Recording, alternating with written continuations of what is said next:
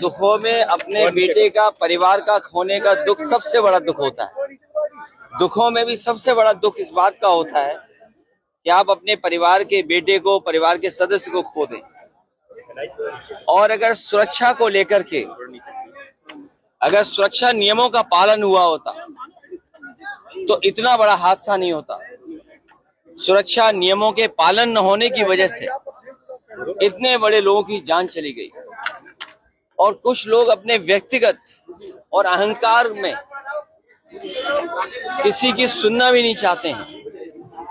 और सच्चाई तो यह है कि जो परिवार वाले होते हैं वो अपने परिवार के सदस्यों के होने का दुख समझते हैं। ये दुखद घटना हुई है और परिवार के लोगों की मदद हो इनकी। अभी जिस नौजवान से मैं मिल के आया हूं वो वही नौजवान है जो वीडियो में आपने देखा कि वो खिड़की से कूद गया।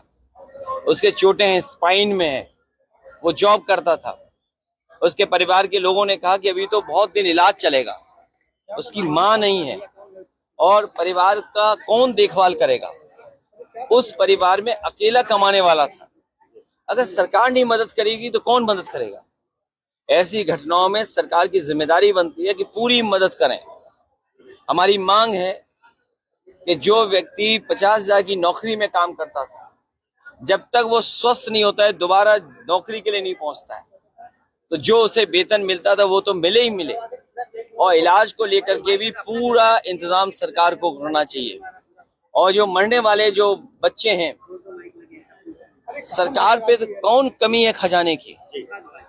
सरकार को बड़ी मदद करनी चाहिए। और अगर सरकार 1 करोड़ भी मदद करती है, क्योंकि नई उम्र के नौजवान थे, 21, 22, 23, 24, 25 साल के थे, उनका भविष्य बनता, वो कल कुछ बन करके दिखाते। वो अपनी मेहनत से कुछ न कुछ कर रहे थे वहां, उन्होंने जान खोई। उनकी मदद होनी चाहिए। कम से कम सरकार को 1 करोड़ रुपए की उन परिवारों की मदद होनी चाहिए जिन्होंने की जान गई है। सर, एसआईटी बनाई गई है, एसआईटी जांच कर रही है और बड़ी कार्रवाई की बात कर रही है कि थोड़ा ही हमने और आपने 10 साल से देखा है एसआईटी बनाने का काम। हर घटना में एसआईटी बनती है और लगता तो ऐसा है कि कोई सरकार नहीं है। और सरकार है तो सरकार नियमों का पालन क्यों नहीं कराती। और इस सरकार में जो नक्शे पास हुए होंगे, जो एनओसी मिले होंगे, फायर एनओसी तब मिलेगा तब जाकर के नक्शा पास होगा। लेकिन कौन लोग थे जो फायर एनओसी के लिए अपनी जेब भरते थे और जेब का खजाना कहां तक लेकर के जाते थे। लगता तो ये कि 10 साल से कोई सरकार ही नहीं थी।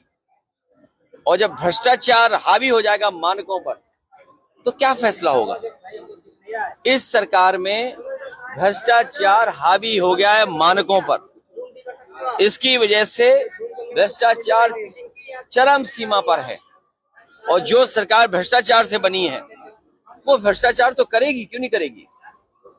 सर 4 लोगों को गिरफ्तार कर दिया, लेकिन अभी तक वजह नहीं पता चली कि आग लगी कैसे। 4 लोग, छोटों पे कार्रवाई हो गई, बड़ों को बचाया जा रहा है। आपको याद होगा